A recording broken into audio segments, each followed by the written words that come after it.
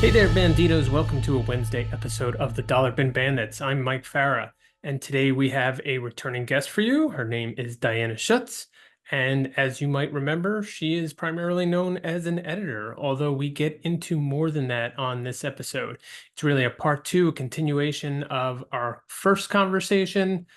We talk about what she is doing at Portland State University, where she is a professor and has introduced a comic studies program. We talk philosophy. For those of you who remember the first episode, we kind of went down a rabbit hole. We continue in that vein for a little while here, so feel free to fast forward if that's not your cup of tea. We talk about her translation work, which, among other things, has won a 2024 Eisner Award. So congratulations to her for that. And finally, we get into her years at Dark Horse. If you can believe it, we didn't get to that point at the last episode. So we kind of dig in to that part of her career, which was probably the longest place she had served in an editorial capacity. But without further ado, let's get into it with Diana Schutz. And today we are thrilled to welcome back a returning guest. Her name is Diana Schutz. Diana, welcome back. Hi, Mike. Thank you. Thank you for having me back. We're glad to have you back. As I said, probably multiple times throughout the last episode, we could only get to so much, and your career has so many facets to it. And the three things, as I started before we were recording this, that we wanted to talk about today are your time at Dark Horse, because we made references to it but didn't really dive deeply. But also your translation work and your teaching and academic work.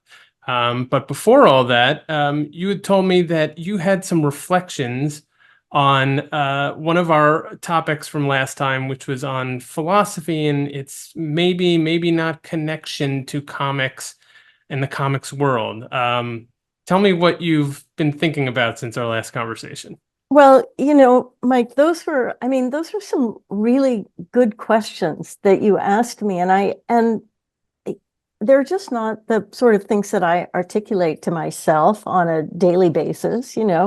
Um, and I guess I just really wasn't prepared to come up with answers right on the spot. But because they were and are such good questions, I spent some time thinking about that, and I recalled that my very first philosophy course at the University of British Columbia, I think I had told you that I double majored in creative writing and philosophy as an undergraduate student, and then went on to grad studies in philosophy, though did not complete the doctorate that I had signed up for. Anyway, in that first philosophy course at the University of British Columbia, which was the sort of, I'm not sure what they call it, but it's the gateway course for those who want to become philosophy majors. So in that course, you did a little bit of everything. The course was taught by a fellow named Jonathan Bennett, Dr. Bennett, and his thing was philosophy of language. And I think that this book, Linguistic Behavior, by Dr. Bennett, was the first book that I'd seen where I actually knew the man who'd written it. I was 18, 19, and had not met an author before. Anyway, so yeah, Jonathan's thing was philosophy of language, but he covered the gamut. And I had taken a couple of philosophy courses before in Canada's version of community college, say, and I hadn't done very well in those courses, and it wasn't clear to me why. With Jonathan's course, I was entranced, and to this day, I remember the moment in his classroom, and it was there were 40, maybe 50 students in there. This was 1973, 18. And I remember the moment when it felt like he had turned on a switch in my brain and I began thinking. And, I was, as I had mentioned, I was recently at the University of British Columbia, which now, as part of their creative writing program, my other major, they have a huge, thriving comics component to the creative writing major, and the tiny little 5-person, or I'm sorry, the tiny little 20 student, 3 instructor program that I was a part of there from 1973 till I graduated in 76 has now morphed into hundreds and hundreds of students and a wall full of professors. And it was fantastic. And I met with Sarah Levitt, who sort of runs this little comics component within the creative writing department. She's the author of a couple of graphic novels. The first one called Tangles, Alzheimer's, My Mother and Me, which is a memoir about her mother's struggles with Alzheimer's and subsequent death, and Sarah's dealing with grief. And so anyway, I was a reader of Sarah's before we connected over teaching comics. And she brought me to just this last week, she brought me to the new home of the creative writing department on the UBC campus, which is the old home of the philosophy department. So it was, I was flooded with nostalgia. It was great. It was fantastic. But Jonathan Bennett in that philosophy course turned my brain on. That's the best way I can describe it, I think. And I was in Vancouver as a guest of the Vancouver Comic Arts Festival, and I flew up there with my partner in crime, Dr. Susan Kirtley, who's the director of the Comic Studies program at Portland State University, where I have taught since 2016. And Susan and I did workshops and panels and the whole, editing workshops. And we did a teaching comics panel with Sarah Levitt and another professor of comics, also a working cartoonist, James Lloyd. And there's such an interest in it. First of all, it's quite wonderful to see. But going back to that philosophy course that Dr. Bennett taught, he opened up. It's directly because of him, I guess, that I went on to double major. I went specifically to UBC because they were the only place in Canada, the only Canadian university at the time to offer an undergraduate major in creative writing, and I was accepted into their very tiny program. So that was I flew 3,000 miles. I moved 3,000 miles from Montreal to Vancouver, BC to do this. But it was Dr. Bennett and his philosophy course that led me to adopt philosophy as a second major. And I wrote to him, gosh, it must be 5 years ago now. I don't know, he'd be quite elderly now if he's still alive, maybe in his later 80s, I guess. But I wrote to him. I went online. You can find anyone online these days if you look hard enough, and certainly teachers. And I found him, And he's retired from teaching, but he's still very actively involved with philosophy, and specifically philosophy of language, which was a pretty new sort of area of inquiry in the 70s. I found him and I wrote to him, and I explained, knowing that he couldn't possibly remember me. 50 years of teaching classes of 40 plus students, right? I mean, I don't remember my students from 20 years ago. So, but I told him how I'd gotten involved in comics, and I'd gotten very involved in comics education and teaching comics related courses, not just comics making courses, but also comics theory courses, sort of narrative theory as applied to comics, I guess, and how my background in philosophy really helped me with that. But more than that, that this ability to think, and to think logically, to think clearly, had served me so well as a comics editor, because as Susan and I in Vancouver did our editing workshop, and we talked to the attendees, solicited their ideas of what it means to be an editor and what it means to be a comics editor. And no one said fire chief. And yet that very morning, the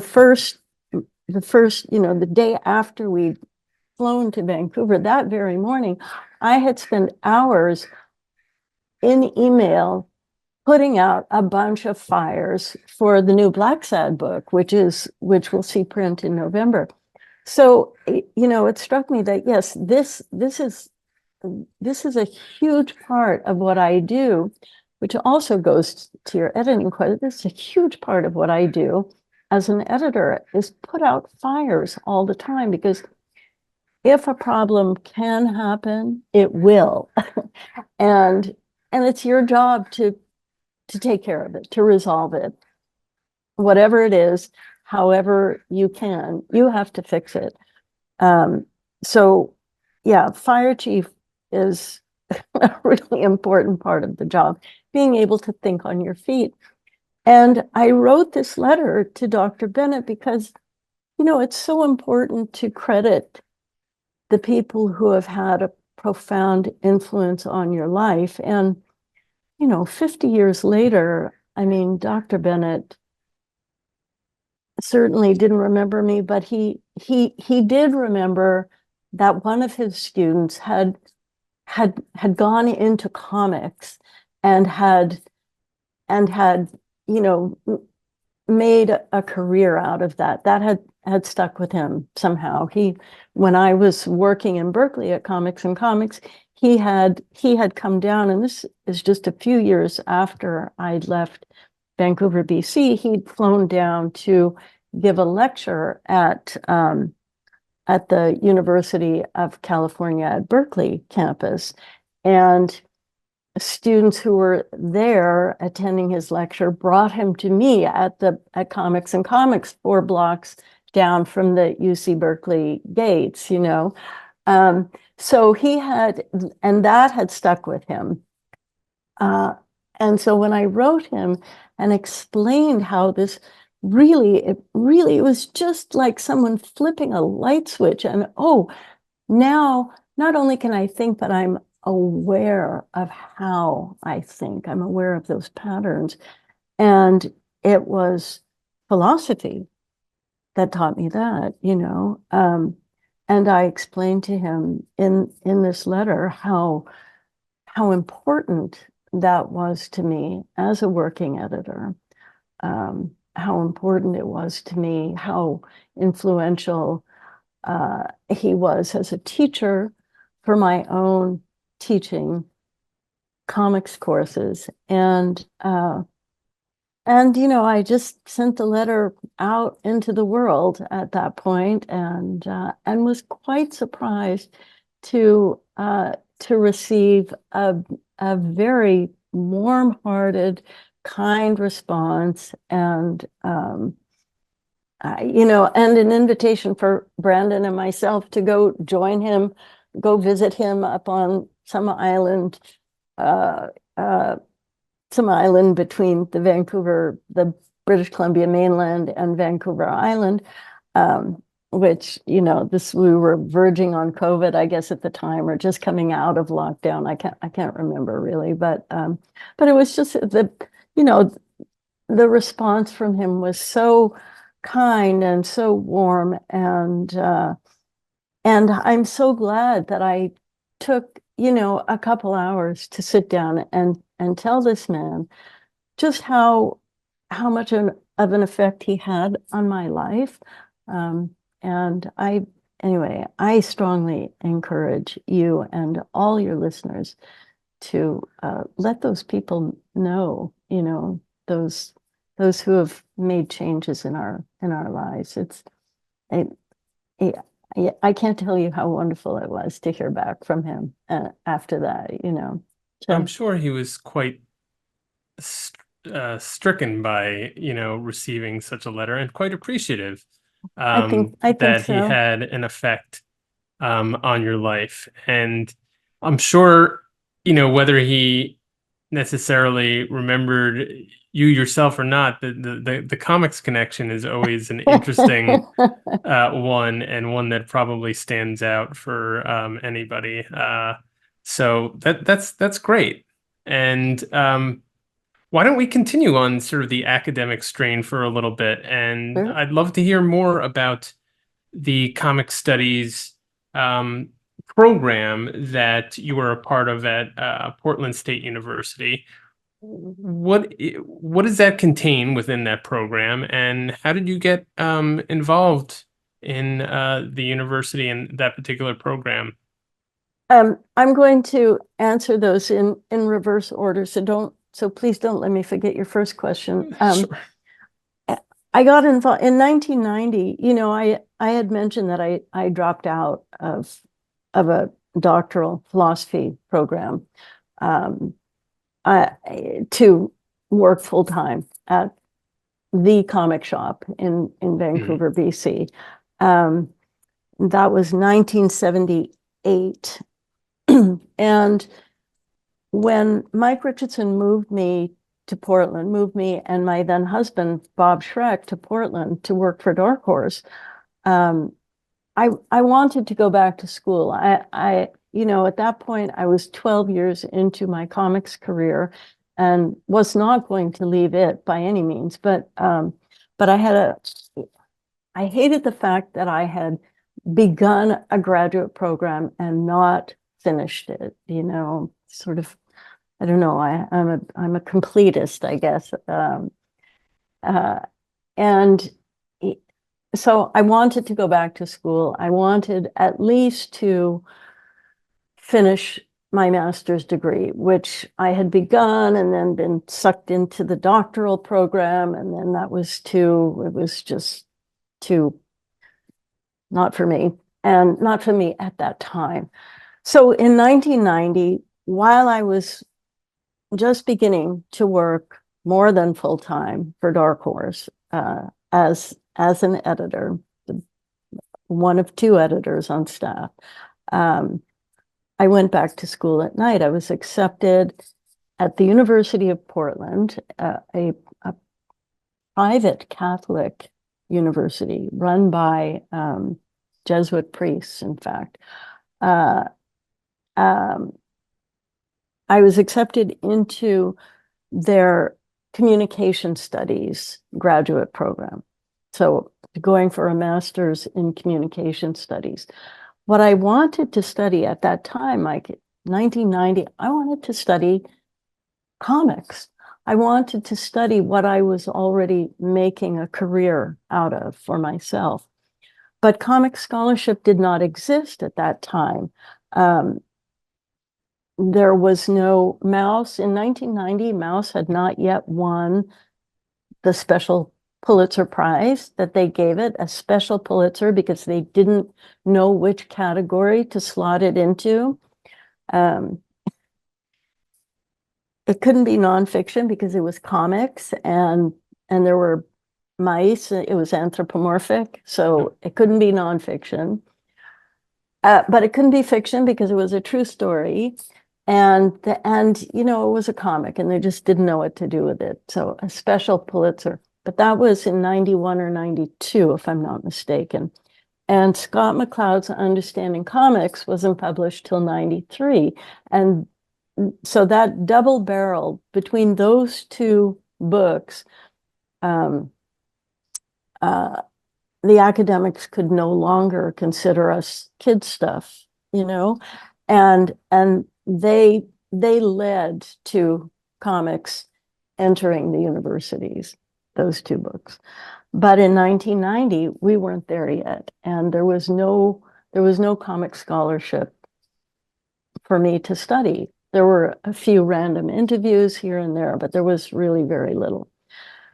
However, the communication studies department at the University of Portland opened their arms to me. I explained to them what I wanted, what my interests were, and they said, well, come study here.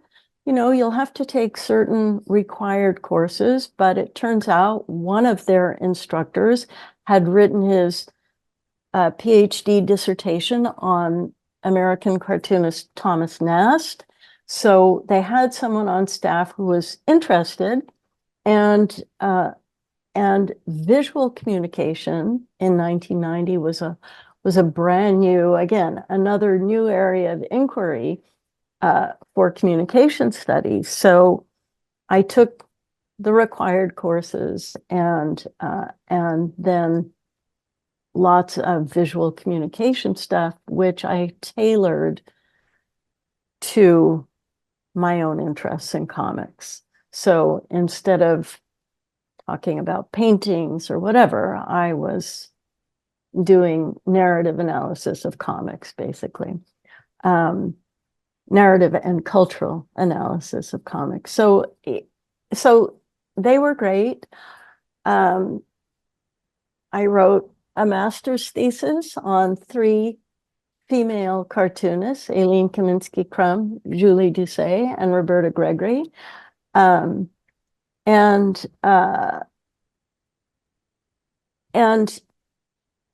did it very slowly, like 1 course a night per term, because I was working full time. And so by the end and the last year, I spent just writing my thesis, basically. And then I got my master's degree, and that was it.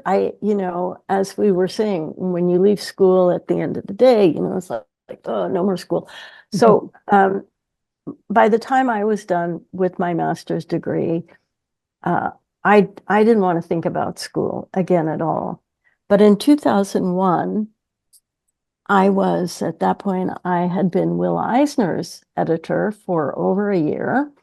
Had the great pleasure of being assigned to Will as his editor, which led to such a tremendous friendship between the two of us. But anyway, Will called me in 2001 and said, Diana, I've just gotten back from, I think it was Ohio State University, where the Billy Ireland Museum now exists.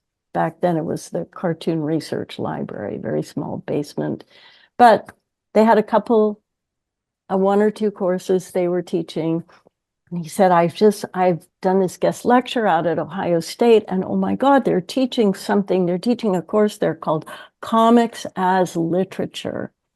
And he said, you gotta take that fancy degree of yours and go do the same thing.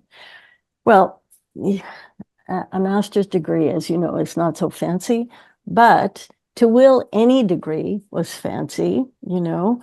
And when Will Eisner tells you to go out and do something, you go out and do it. So I did. I went to the local community college, Portland Community College, and I pitched a comics course.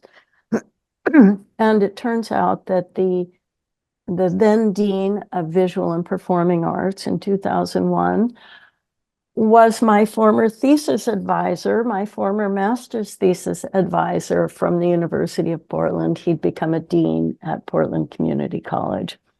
The English department did not want to hear from me in 2001. They turned their nose up. We still, graphic novel was not yet the term du jour.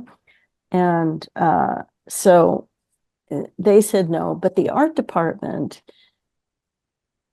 said, come on in. And so for the next, I don't know, I was there, I taught there for 17 years, one course a year, one or two courses a year at night.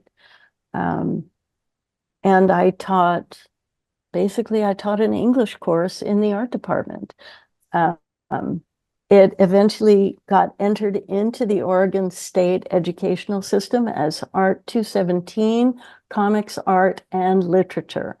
And it's now, when I left in 2018, the course was taken over by my former comics student, Jay Olinger, who had first studied with me at Portland Community College and then studied again with me, or gal, at Portland State University. In 2015, Dr. Susan Kirtley, whom I had met before then, but did not know very well. In 2015, Susan established the Comic Studies program at Portland State. She'd spent a year jumping through all the administrative hoops that she had to in order to make that happen. And she had asked for my help in doing that, which I gladly provided because I had been teaching myself at that point since 2002. But it was just my one course, which had been the only game in town for the longest time, and here was Susan, who had written that Eisner-winning Linda Barry Girlhood Through the Looking Glass text, which had her first comics scholarship text, and she wins an Eisner for it. And anyway, so all those things, she got together and managed to get this program approved. Prior to that, Ben Saunders at the University of Oregon had done the same thing there in Eugene, Oregon, which is about 2 hours south of here. And Ben established an undergraduate minor in comic studies as part of the English department there. Susan is a narrative theorist and rhetorician. I think that's the right word. Scholar of rhetoric. Sounds good. And go with so that. She typically teaches in the English department, so her comic studies program went where she was. And so it's in 2015, the comic studies program was born in the English department at Portland State University. And Susan's first course was a course in comics history and theory, and I took it. I audited. I mean, I was an official audit student, so I was in that class 2 mornings a week, even though I'm not a morning person. I was dedicated, and it was fantastic to see what someone else was doing in her classes compared to what I had been doing in my own classes for, whatever, 15 years at that point. But the thing is, comics theory and history, she spent 1 week on history. There was no time, and it was clear that she needed 2 courses. So she invited me in 2016 to teach comics history. And I had already taught a couple courses again through the art department at Portland State U, and there were a smattering of other courses.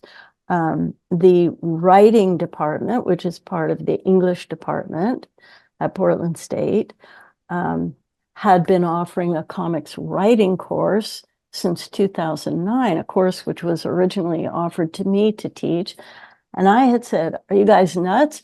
We have some of the best writers right here in Portland, like real writers, not just editors, right here in Portland. We need to ask them.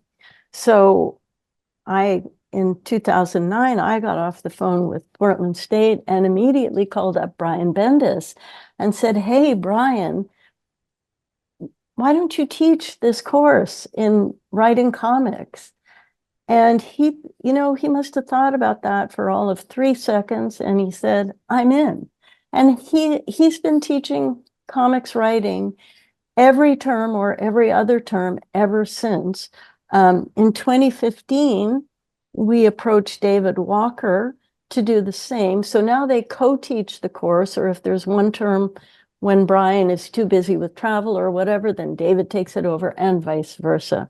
So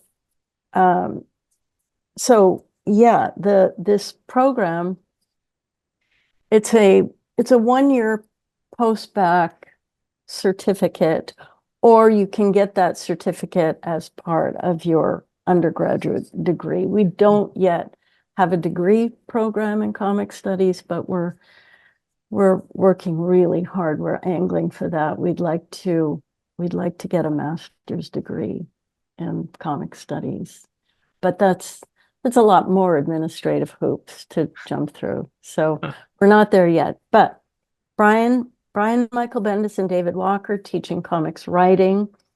I asked Douglas Wolk to take over my comics history course, which he did in 2020. God bless him. I could not immediately pivot to Zoom. So Douglas could, and we talked about him taking over that course for me anyway. So he jumped in when I could not pivot to Zoom, and began teaching then. And Douglas Wolk is the author of, most recently, of all of the Marvels, for which he read 27,000 Marvel comics.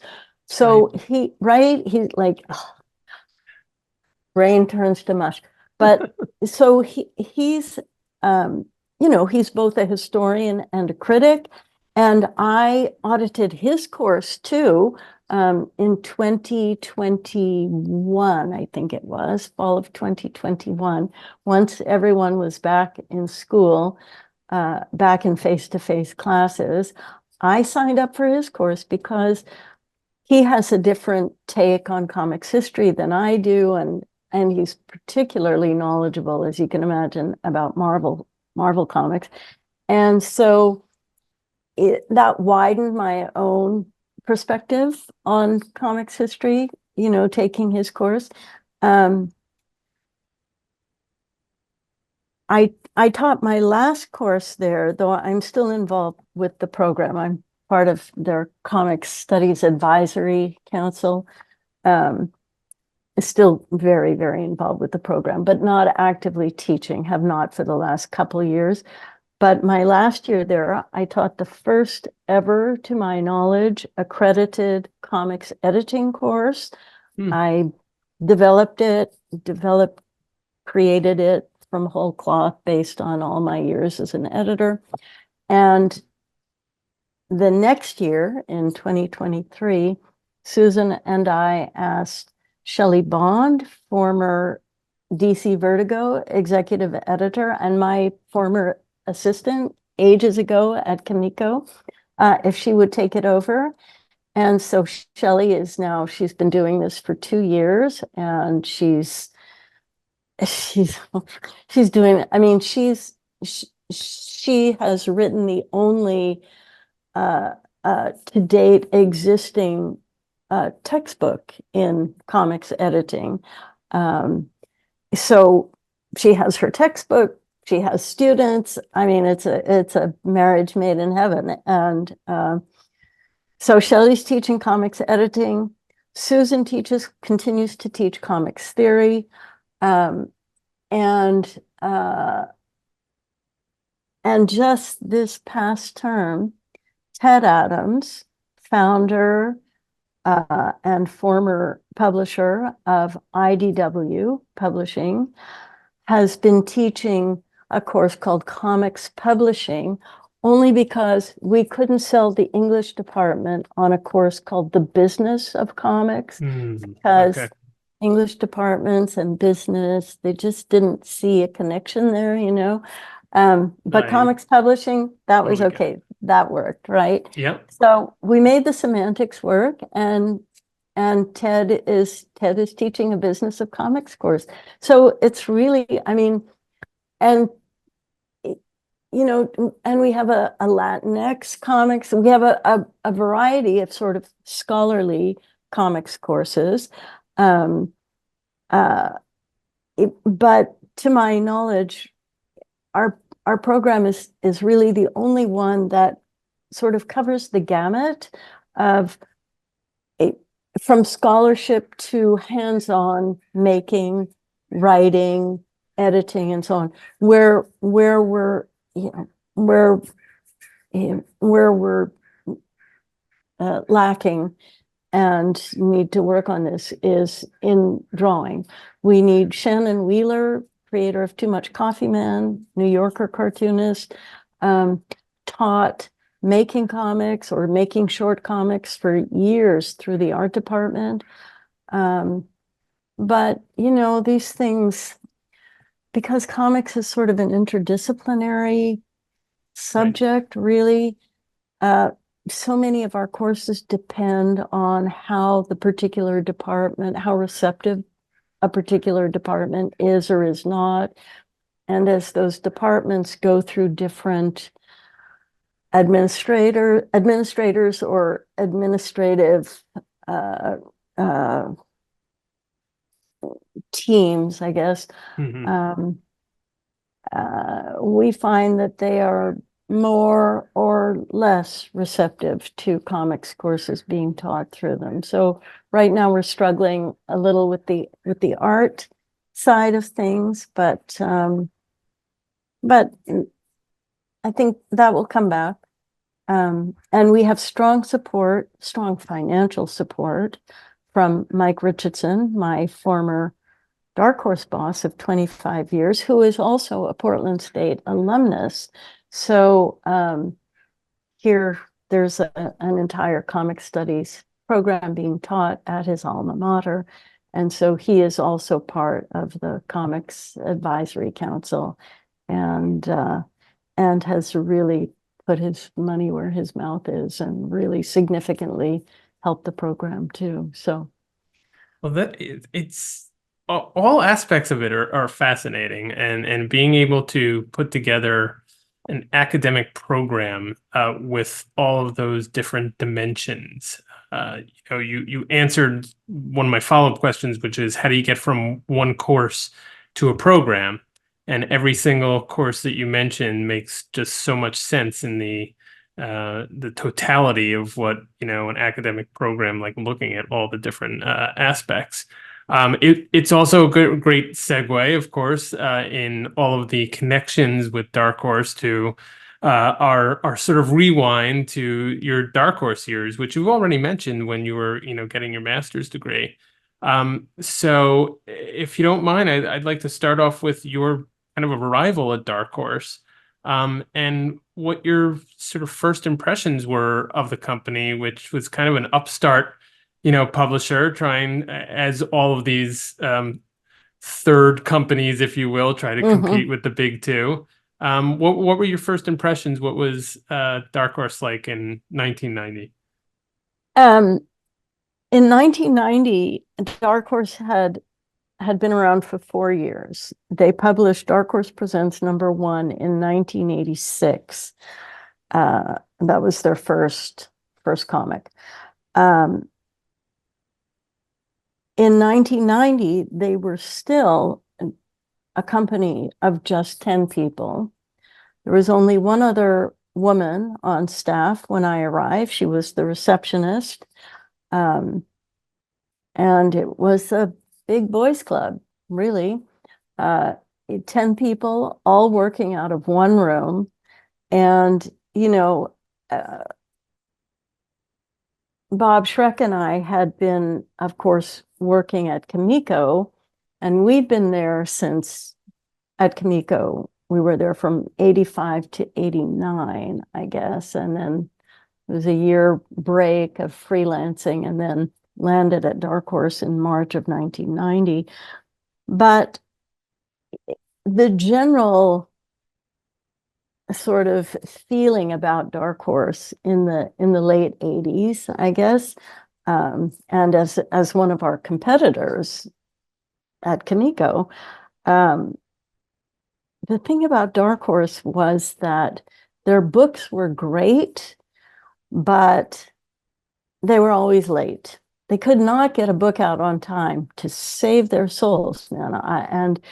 And when Mike moved Bob and myself to Portland, we were the first people he'd ever moved in from outside to work for him. The first people with any experience in publishing, in comics publishing. None of the rest of them in the office at that time had worked elsewhere. They had no idea how other companies did things. They had no production schedules, Mike. I mean, they had books, but they had no schedules for those books. They had a fly-by-night printer in Florida. They had no schedule with that printer. So they kind of, when a book was finally ready, off it would go to the Florida printer. They'd have no idea when it was going to be printed, when it was going to be shipped from the printer. I mean, they had no schedules. And so that was the first thing. That was my first job at Dark Horse. I was told, well, I had two. So one of those two jobs was to get the trains running on time. Mm-hmm. So I made schedules for all of the books. I got them to ditch that Florida printer. At Kamiko, we'd been printing our books at Ronald's in Montreal, now Quebecor or Transcom, I forget. They've had a million different names since then, but Ronald's was the company that printed Batman: The Dark Knight Returns.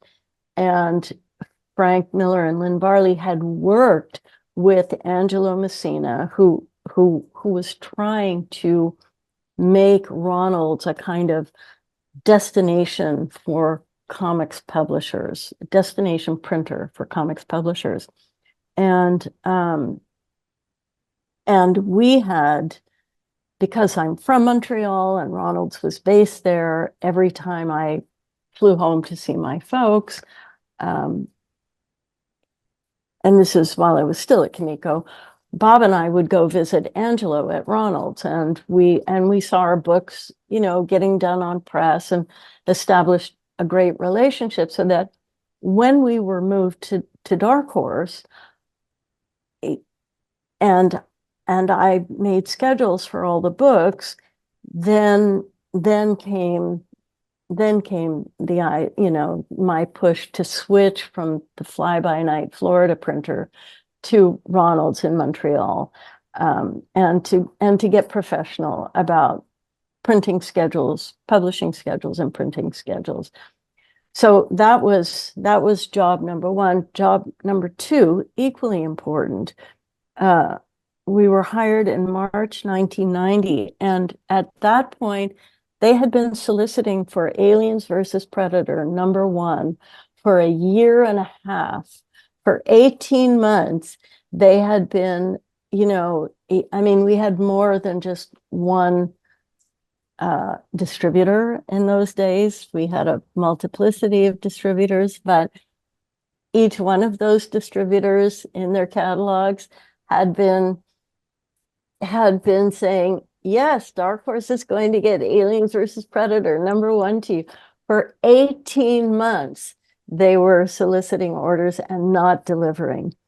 And Mike told me, now that there were two editors on the staff and not just one, Mike gave me Aliens versus Predator as my series.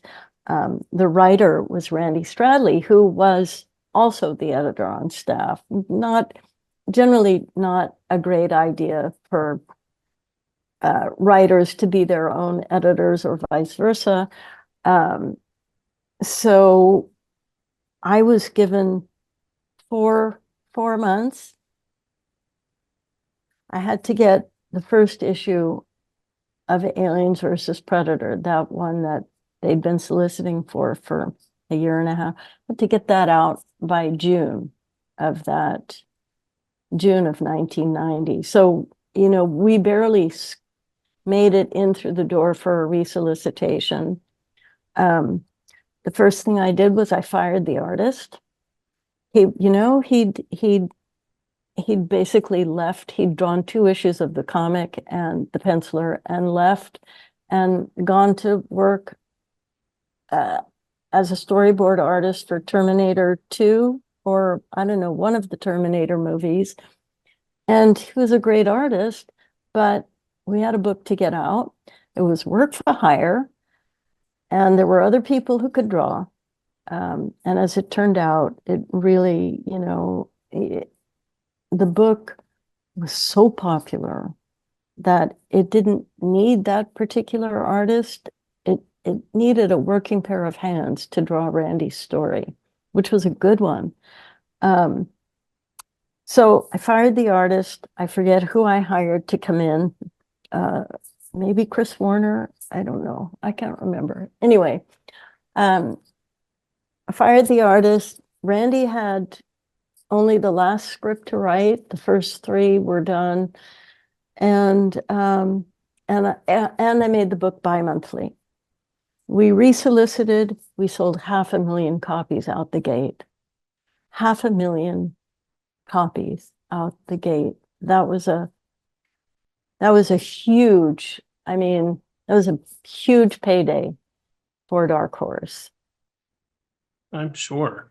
Yeah. And for that to be your first project and it to, have all those hurdles, but then to come in so successfully, did you feel that you had sort of made the right choice here and see sort of now blue skies ahead of you in terms of, because you got the logistics down, right? You came in to get the trains running on time, and to get this particular book out on time.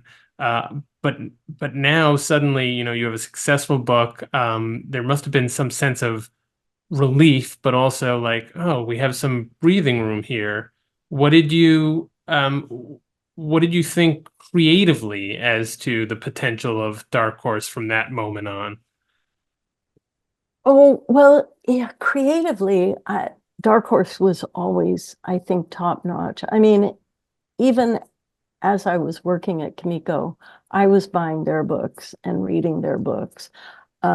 Concrete had been offered to us at Kimiko, and I had wanted to publish it there, but I was not able to convince Kimiko's owners to publish Concrete. And Mike Richardson and Paul Chadwick had been members of an APA. Do you know what that is? An Amateur Press Alliance. Yes. Yeah. Yes. So it's just explained to me on a recent interview. all It right. keeps getting re-explained to me. I really have to really have it sink in. But anyway, go Well, ahead. it's the days before the internet, and Sure. comics people found each other through the mail, basically. Right. And so Mike and Paul had known each other that way. And Concrete really became Dark Horse's flagship title, that and Dark Horse Presents. But Concrete was in the first issue of Dark Horse Presents. Mm-hmm. So from a creative perspective, Dark Horse really was already there. And Mike and Randy Stradley, they were longtime friends. Randy had worked for Mike at Mike's comics stores, which were the funding for Dark Horse Comics. And they love to to toss ideas back and forth. They were great. I mean, they both had a vision for what they wanted to do, the kinds of stories they wanted to tell. And I mean, at the same time that Bob Schreck and I were offered jobs at Dark Horse, we were also offered jobs at DC Comics. Now we'd left the East Coast and moved west, which is where my heart is and where I'd wanted to get back west. But the DC jobs that we were offered were for a lot more money than Dark Horse had offered. But Mike flew us to Portland for a week in February of 1990. And Bob immediately fell in love with Portland. I was already used to living in the Pacific Northwest. I had lived in Vancouver, BC for 8 years, so I certainly knew the rainy climate. Um, uh, and and my heart really does belong to the Pacific Ocean, so the closer I can be to that, the better I feel, I guess. But DC was offering almost twice as much money as Dark Horse was. Now, they were in New York. They needed to offer more money. But that said, the jobs were prestigious,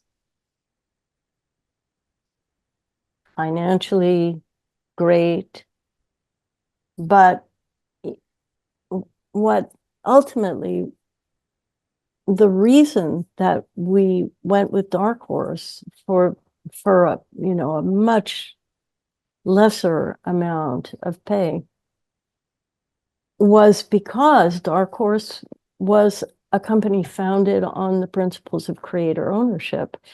And that's politically, and I'm sure I must have talked about this last time, the 80s were a really political time in comics, and this question of creator ownership was hugely important. And it was hugely important to me to be able to work with creators and not force them to sign work made for hire contracts. And in the end, Dark Horse, remember, this is pre-Vertigo now, DC Right. in 1990. Vertigo didn't start till 93, so we had no inkling that any of that was even being discussed at DC, and frankly, I don't think it was at the time. But the fact that Dark Horse was committed to offering creators ownership of their own work, which is not to say that they didn't have licensed properties. They did. And so for something like Aliens versus Predator, yes, you had to sign a work made for hire contract. 20th Century Fox was not going to hand you over the rights to any of that, even though Aliens versus Predator was an idea that Chris Warner came up with one night in the bar, drinking beer with Mike and Randy. Oh, what about Aliens versus Predator? I mean, they were just shooting the shit, and there it was, Aliens versus Predator, and what an amazing success story for them. But yeah, the fact that Dark Horse was committed to creator ownership was really important both to me and to Bob, and ultimately that was the deciding factor. It wasn't about the money. Dark Horse was a tiny, 10 people who knew whether they would survive or not survive. But politically they were in the right place, and that's why we went there. Creatively, politically, they were in the right place. So, And it proved out. It proved out that you made the right decision. It proved out that Dark Horse, with their sort of creator-owned ethos, was very successful in attracting top talent and great books. And we brought some of that talent with us. I mean, Sure. Dave Stevens came with us from Kamiko, the Rocketeer, Matt Wagner, and to Mike Richardson's credit, he helped Matt resolve Matt's ownership of Grendel and Mage had been caught up in bankruptcy court.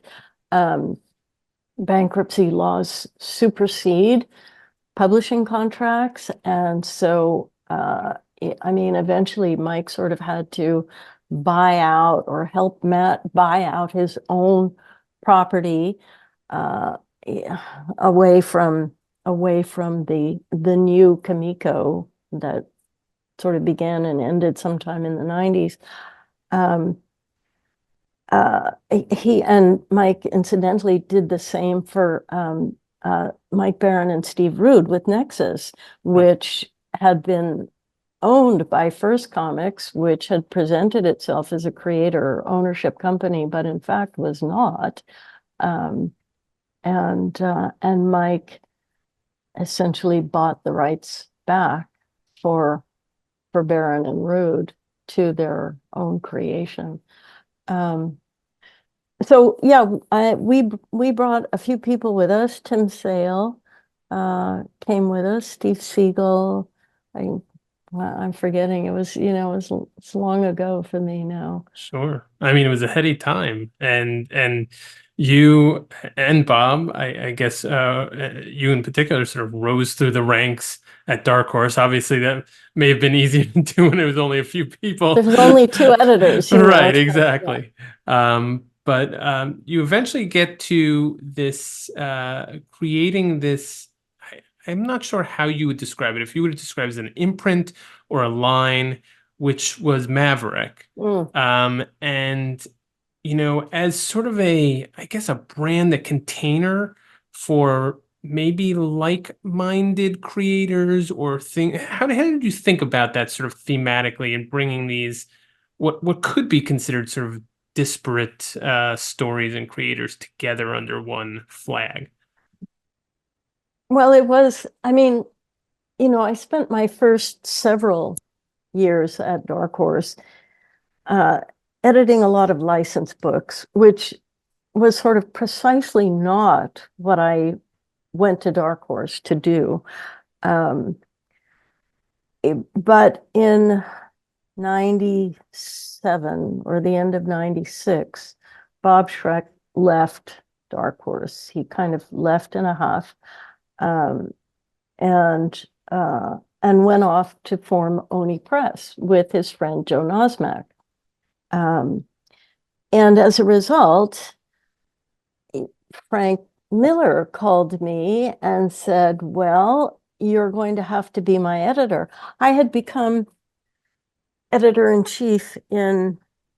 become managing editor in 91, I think, and then stepped down from that in 93 because those administrative jobs are not for me, Mike. I like to get my hands dirty. I like to make comics, Yeah. And rather than make meetings, which is what admin jobs are all about. So, but I'd done that for a couple of years. And then in 94, I was asked to be editor-in-chief, and the editorial department had grown at that point quite a lot. And we really needed someone who could rally the troops and organize the books. And so I stepped back into that fray and did that for another couple years. But, my heart was not in it. And honestly, towards the end, I was doing a bad job of it. Um, and I couldn't edit books anymore, So I left that in 96. And then at the end of 96, Bob Schreck left. And when I was editor-in-chief, Frank begged me to give him Bob as his Sin City editor. Um, things hadn't been working out so well with the person who'd been assigned as his editor. And so I said, sure, if Frank asks you for something, of course, your mandate is to realize your creator's vision, to keep them happy, to do whatever you can that is within your power. And so, of course, and Frank and Bob were old friends, not quite as old friends as Frank and me, but they had known each other for a good long time. They liked to party together. They just a solid, tight friendship. So yes, okay, sure, of course. So Bob came on board as Frank's editor, I want to say in 94 sometime, but then end of 96, he's very dissatisfied with what's going on at Dark Horse. He leaves. And the then new editor-in-chief who succeeded me wasn't so great at her job, and eventually she was asked to leave. And so, but not before the damage had already occurred, and we lost a few people, including Bob, as a result. So Frank calls me and says, well, you're going to have to be my editor. And I was really nervous. Like, I'd known Frank since 1981, and we were good friends. But I was nervous about becoming his editor because I didn't want to test the friendship that way. And it's tough, it can be tough to edit your friends. So I said to him, I was completely straight and confessed my worries about that. And he said to me, well, let's give it 6 months and see what happens. And that 6 months turned into 17 years, I guess, until I left, until I left Dark Horse in 2015. So I guess it worked out pretty well after all. Oh, sure. That's But it was Frank who, it was Frank who, like, by the end of the 90s, Dark Horse had grown tremendously. It was no longer the 10-person company it had been when I first arrived. It was huge. And we were publishing a wealth of books.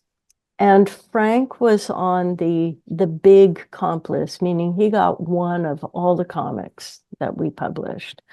And he called me, and I know this now. I didn't know it at the time, but I know it now because Jim Valentino is a good friend of mine. Image was trying to make inroads to Frank, and they were trying to tempt him to go with Image, to take Sin City over to Image. And Frank called me one day, and we had at that point released the original graphic novel, which was my first Sin City edit job, Family Values. We were working on the next book, which was a collection of all the short stories that had been published. And Frank was starting to think about Hell and Back, Sin City Hell and Back, which was the last Sin City he did at Dark Horse. But he called and said, I keep getting these monthly packages of Dark Horse comics, and I don't see the creator own books anymore. It feels like it's just one licensed book after another, and Sin City, maybe Sin City and Hellboy, maybe just a small handful of creator-owned books. So what can we do about that? And here he's got Image whispering in his ear. What can we do about that? And so Frank and I decided that we would come up with this imprint. It was Frank who gave it the name. Maverick, the old TV show, the old cowboy TV Right. show. Right. Um, Frank was also, even back then, toying with a cowboy Sin City, which is, I see what he's like, a Western Sin City, which is going to be his first project for Charlie Kochman at Abrams. Okay. Anyway, so so it really, Frank was the impetus for Maverick, the idea of reminding people that, hey, Dark Horse was founded on this notion of creator ownership, and sure, all these licensed books, Indiana Jones and Terminator and all the stuff that I'd been saddled editing throughout much of the 90s, um, that yeah, that stuff paid the bills and it was important. It kept the company going. It allowed for us to publish books that were financially not huge hits, like 10 Years of American Splendor by Harvey Pekar, Um, but by the same token, yeah, American Splendor, Sin City, Hellboy, they were kind of getting lost in the shuffle. So Maverick was a way to remind people that Dark Horse Dark Horse published creator-owned books, and we were a home for creator owners, and that this was still an important mandate for us. Unfortunately, Dark Horse kind of went through imprints really quickly, and we got a lot of support at first for Maverick, and everyone made their different little horse head, which was fun. But I don't know, it was sort of, yeah, it got a lot of support at first and not so much afterwards, I guess. And eventually it just sort of went the way of so many imprints there. It just kind of got lost in the shuffle too. But it had served its purpose, I think, to remind people that, yeah, all these things are connected. I mean, part of the problem was that they weren't connected thematically, or they weren't connected Mhm. through genre. They were only connected through this idea of ownership, which most people don't think of when they go to buy their Right. comics, right? Right. Do I want to read this or do I not want to read this? Um, and nowadays, I mean, it's kind of surprising to me that even some editors don't seem to understand the idea of creator ownership anymore, and how well, and what that implies from a legal perspective. Um, the creator owns it. You're not allowed to mess with it unless you Right. have their approval, Yeah. Yeah. But It's certainly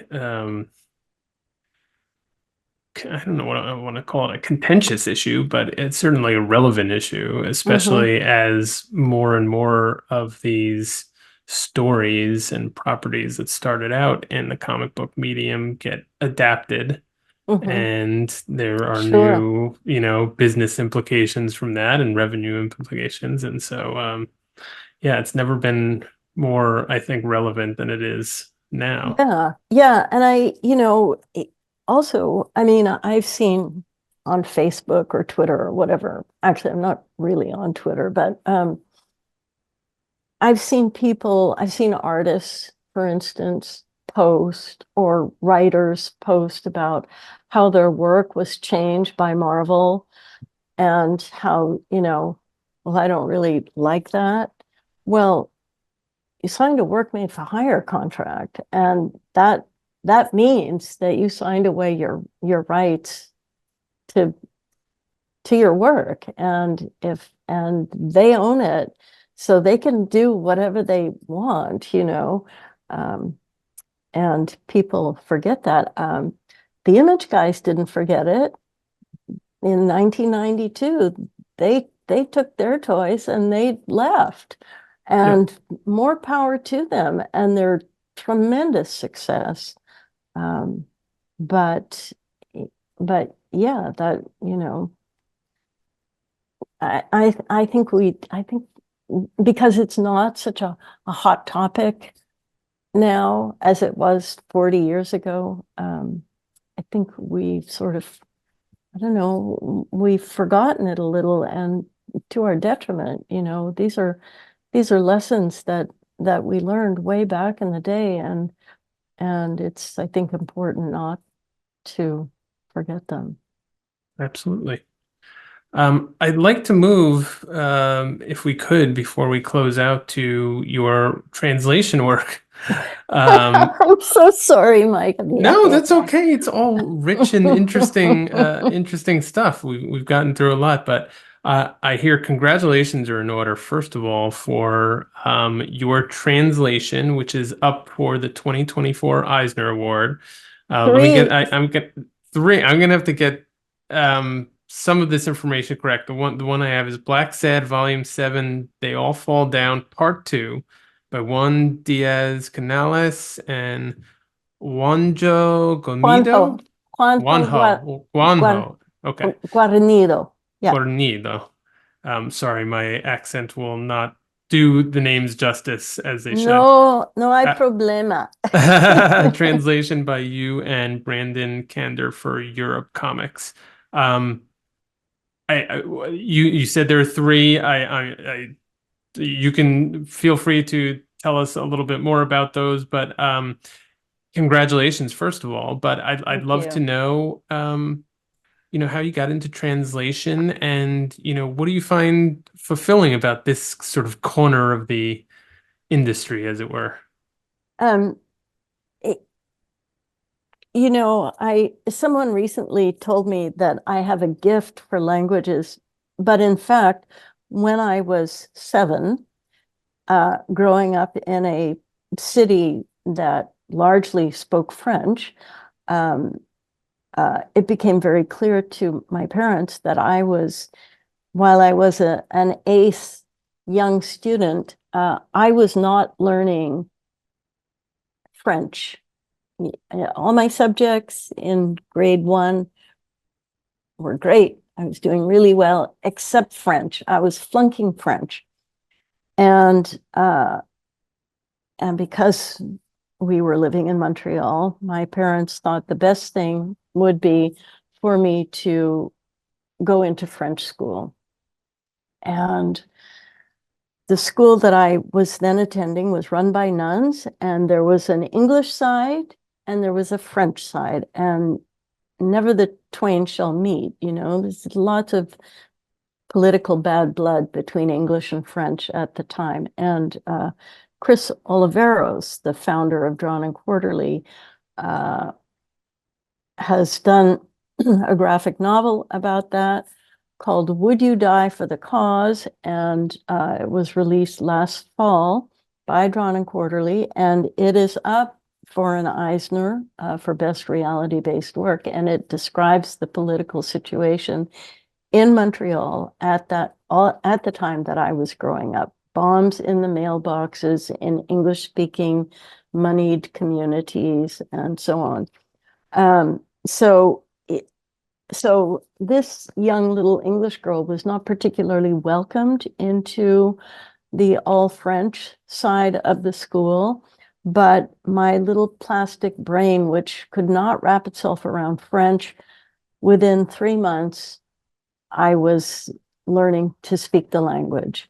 And reading Tintin, or as you might say, Tintin comics in class was a huge help. Reading the words, seeing the associated pictures. We should use comics much more than we do with language learning. So I essentially did all my elementary school in French, entirely in French. Then I studied 4 years of Latin in high school. 4 years of Latin. Nobody takes Latin anymore.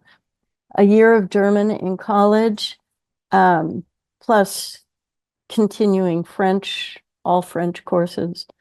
And in my 50s, I went back to school at night and for 5 years and studied Spanish. And then in 2010, when we got the Manara license to do the Manara library, 2,500 pages of Manara in English, I went back to school and took 2 Italian courses at night, just enough to allow me to be able to gauge Kim Thompson's English translations of Manara's original Italian scripts. And here's the thing, Mike, about the Romance languages, Latin, French. Once you have French, and I was fluent in French as a child, I thought in French, it was, the languages were interchangeable in my head. French, once you have French or any one of the languages, the other Romance languages are a snap. French, Spanish, Italian, Portuguese, they're all the same language. They are all the same language. It's just minor little differences in how the verb conjugations work and that sort of thing, but otherwise it's the same thing. So if you have one, you've got them all. So the person who said that my language ability was a gift, no, I studied for that. I worked damn hard for that gift. In any event, when I left editorial staff at Dark Horse, a project that I had pitched to the company by an old friend of mine, Olivier Vatine, a project that I had pitched and not been successful at getting through, had been repitched and had been approved for publication. And I was speaking to the editor, and she was asking me if I had any suggestions for a French translator. And I said, well, we could do that. Brandon and I could do that. My partner, Brandon, is a long time. I mean, we've known each other since we were teenagers in Montreal. And he worked as a professional translator, and we were apart for many, many years. But and in that time, he had worked, among other things, as a professional translator, but like for government documents, boring nonfiction stuff.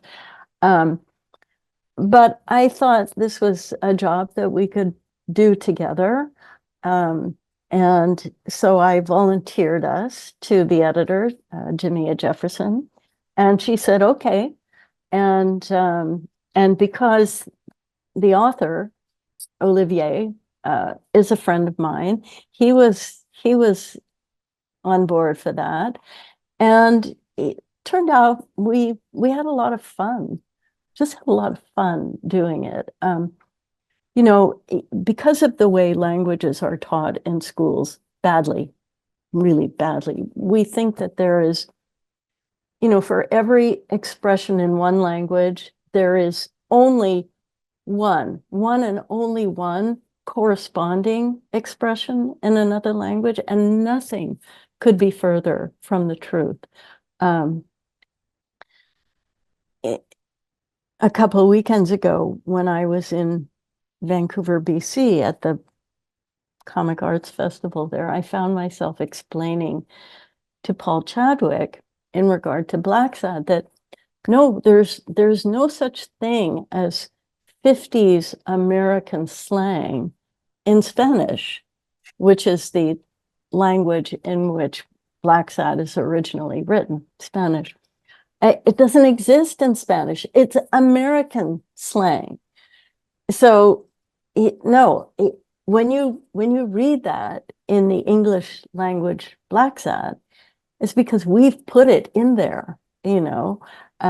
We've taken a Spanish expression that could be translated in any number of ways. Oh, this character who was who was attached to a machine, attached to a life-giving machine. There was a power failure, and so the kid died. Well, no, the machine bit the dust during the power failure, and so did I mean, that's just something that comes to mind, but it's that kind of, there are a multiplicity of ways you can translate any given expression.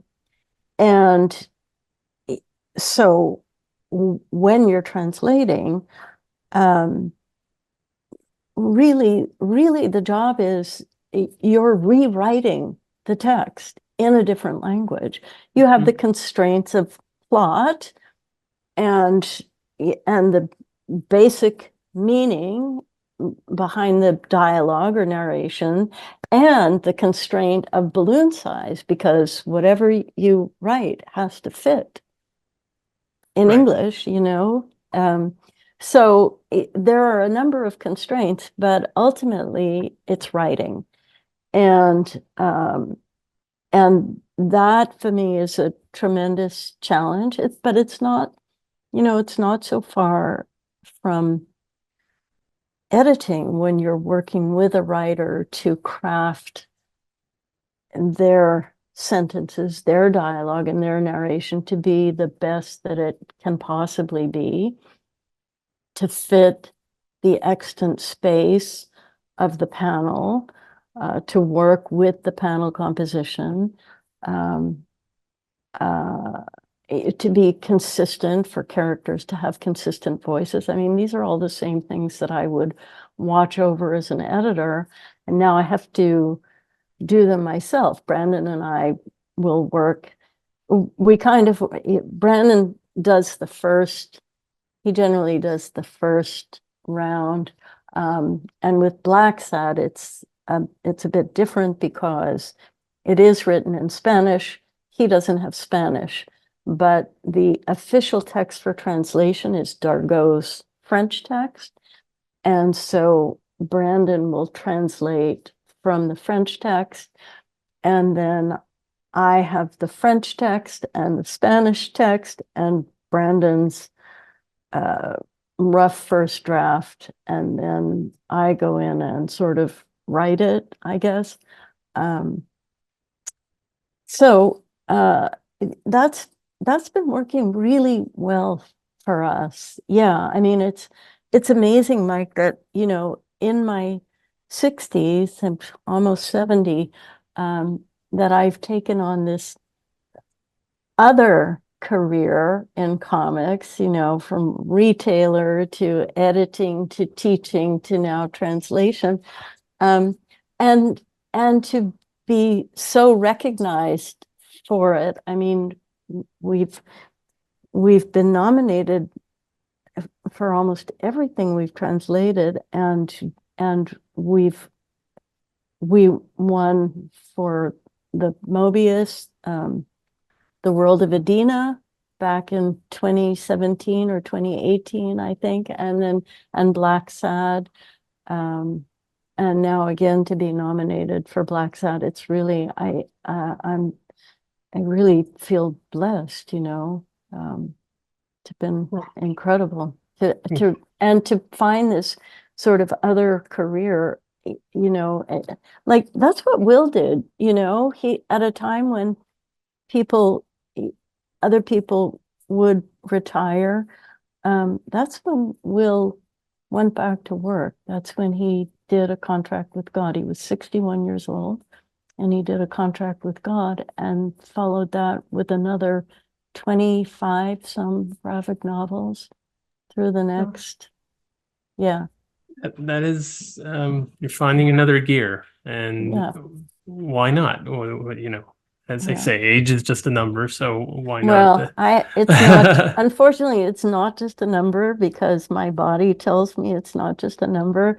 And yeah, I mean, I can't do those 12-hour days anymore, Sure. or if I do, they really knock me out afterwards. But But that said, I mean, look, we love comics. Why would we ever want to stop doing something with comics, right? At least, or just reading comics. I want to, when I was in Vancouver, Ivana, I'm not sure if I pronounce her Filipovic, I'm not sure. She is a Yugoslavian Canadian artist, now living in Vancouver the last 25 years.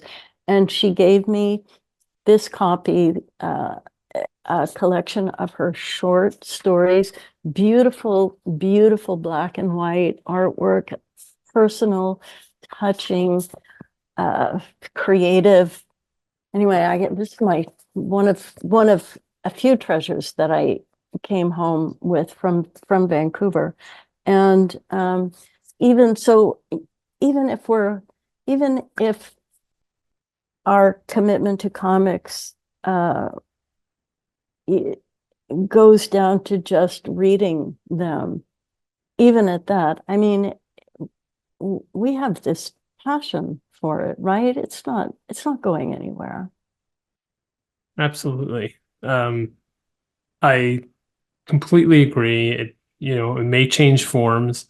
I really liked how you described, the translation as being more what I would consider interpreting and at least, being a vessel for the original intent of the creator, And which I they think you do as an editor and you do in so many different ways in comics. And they do Juan and Juanjo get approval at every step of the way. And they have, sometimes I veer too far, and they pull me back.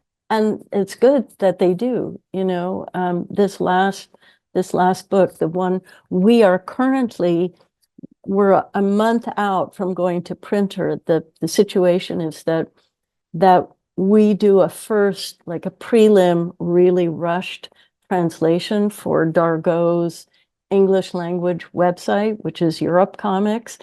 And it's like the minute the book is done in French and in Spanish, we are pedal to the metal to get a translation, English translation done for Europe Comics and posted online. But then for Dark Horse has the hardcover publishing rights. So then I take my time and I rewrite the translation. And now I'm working with Jenny Bingham Blank, who's going to take over editing the book. She speaks Spanish, so she can speak to the creators herself. It's fantastic. And she's a smart young woman. And so I was able to work with her on a rewrite of the script, and get her invaluable editorial feedback. So we rewrote the script. Tom Orzechowski and Lois Buhalis lettered it, and now, as I say, we're 1 month out. Basically, what was up on the Europe Comics website, that's now been revised and I think made better, is 1 month out from going to the printer, where it will be turned into the hardcover. Part two of this is part one last year it came out, so this will be part two, and conclude the story. Okay, we're back. Really enjoyed talking to Diane again. She is just very insightful, has a lot of interesting stories about her time at Dark Horse and beyond. Love that she does more than just write, does more than just edit, does more than just guide. She does translation. She is bringing the comics gospel to students at Portland State University. And we laud her for all of that good work and all of what she has done within and for the comics community. But that will do it for today's episode. Thank you, Diana, for being on again. We'll have you, I'm sure, down the line for a third episode.